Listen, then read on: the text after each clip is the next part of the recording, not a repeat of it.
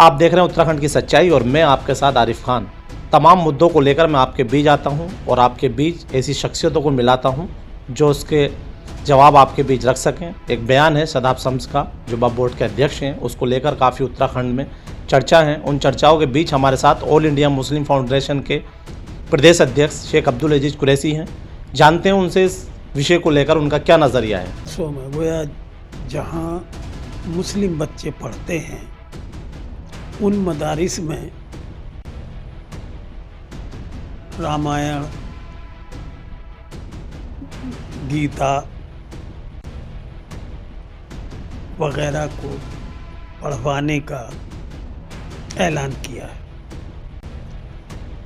तो शादाब शम्स साहब को शायद ये नहीं मालूम, उत्तराखंड बोर्ड का मदरसों के लिए या उत्तराखंड बोर्ड के जो तालीमी इदारे हैं उनके लिए क्या सिलेबस है। सीबीएसई बोर्ड का अपना सिलेबस है, एनसीईआरटी का अपना सिलेबस है, उत्तराखंड बोर्ड का अपना सिलेबस है। अगर शादाब शम्स साहब जो चेयरमैन हैं वक्फ बोर्ड के, उन्होंने कोई सिलेबस ऐसा बनाया है और उत्तराखंड सरकार ने उसको अप्रूव्ड किया है, तब ये सोचने की बात है। ये महज एक शगुफा है और आजकल चुनाव के दौर में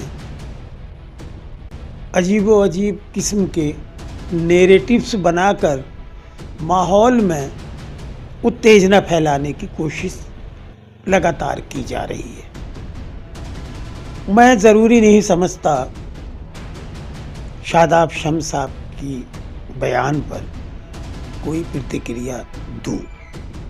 ये एक महज प्रेस के सामने कुछ ना कुछ बोल देने वाले तक सीमित है।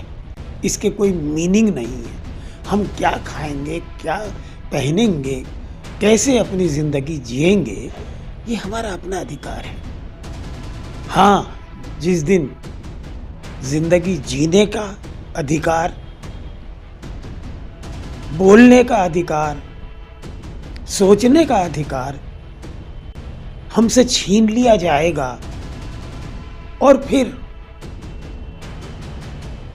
कोई तय कर देगा कि अब अगर तुम्हें जिंदा रहना है तो फिर इस तरह रहोगे, ये उस दिन सोचने की बात है। आज अभी ऐसा कुछ नहीं है कि कोई हमारे ऊपर, हमारे बच्चों के ऊपर दीनी और दुनियावी तालीम के या समाज को जीने के, जिंदगी गुजारने के तौर तरीके अपने मुताबिक, अपनी सोच के मुताबिक चलने के, जीने के, अपने मंसूबों के मुताबिक अमल कराने की कोशिश करें। हम कहाँ मना कर, हम कहते हैं गीता भी पढ़ाई जाए, रामायण भी पढ़ाई जाए, महाभारत भी पढ़ाई जाए, और भी इसके अलावा जो ज़रूरी है जिससे कि ज्ञान वर्धन हो बच्चों को, वो पढ़ाया जा सकता तो बहुत अच्छी बात है, ख़राब बात क्या है। लेकिन जिस अंदाज से वो उगलों मुगलों, तातारियों की पिछली तारीख का हवाला देकर अपने पूर्वजों की बात कर रहे हैं, उनकी नीयत ठीक नहीं है। वो तो सिर्फ अपने आप को हाईलाइट करने के लिए, और हम शादाब शम्स जिंदा हैं, कुछ इस तरह के सबूत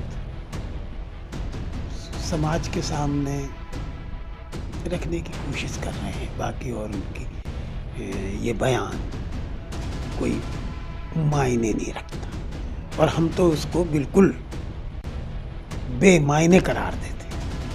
पुलिस साहब जानना चाहेंगे, लगातार जिस तरीके से आपने पहले भी देखा कलियर शरीफ का मामला हो, उस पर भी देह व्यापार का इन्होंने इस तरह से बयान दिया था कि वहाँ पर देह व्यापार होता है। तमाम इनके इस तरह के बयान आते हैं, अध्यक्ष वक्फ बोर्ड के हैं मगर बयान मदरसा बोर्ड को लेकर आते हैं, किस नज़र से देखते हैं उनके बयानों को? जिस बर्तन में खाते हैं उसी बर्तन में छेद करते हैं। जिस कुर्सी पे बैठे हैं उसी कुर्सी को तोड़ने की कोशिश करते हैं। अब इन्होंने कोई काम ऐसा नहीं किया, हमने कहा था इनको और हमने मांग की थी। एक नौजवान हैं और ऐसा लगता है कि पढ़े लिखे भी, कि वक्फ बोर्ड की जो संपत्ति है, जो प्रॉपर्टी है, उससे उसकी आय बढ़ाई जाए और उस आय का इस्तेमाल बच्चे और बच्चियों की तालीम पर, टेक्निकल एजुकेशन पर जी। और बुनियादी जो शिक्षा है उस पर खर्च किया जाए तो वो इंसानी ज़िंदगी के लिए, इंसानी वजूद के लिए शायद बेहतर काम होगा और होता। ऐसा कोई काम इन्होंने वक्फ बोर्ड के चेयरमैन बनने के बाद नहीं किया जिसको एप्रिशिएट किया जा सके या जिससे उत्तराखंड के वक्फ बोर्ड की वजह से आम लोगों को या उत्तराखंड प्रदेश को का कोई भला हो। तो अनर्गल बयानबाजी के कोई मायने नहीं हुआ करते। लोग इस कान से सुनते हैं, वो उस कान से निकाल देते हैं, ये कोई मायने नहीं। तो आपने देखा सद्दाम शम्स के बयान को लेकर जिस तरीके से ऑल इंडिया मुस्लिम फाउंडेशन के प्रदेश अध्यक्ष शेख अब्दुल कुरैशी जी ने अपनी बात को रखा। आप जुड़े रहिए उत्तराखंड की सच्चाई से। मैं आपके साथ आरिफ खान। चैनल को सब्सक्राइब करें, लाइक करें।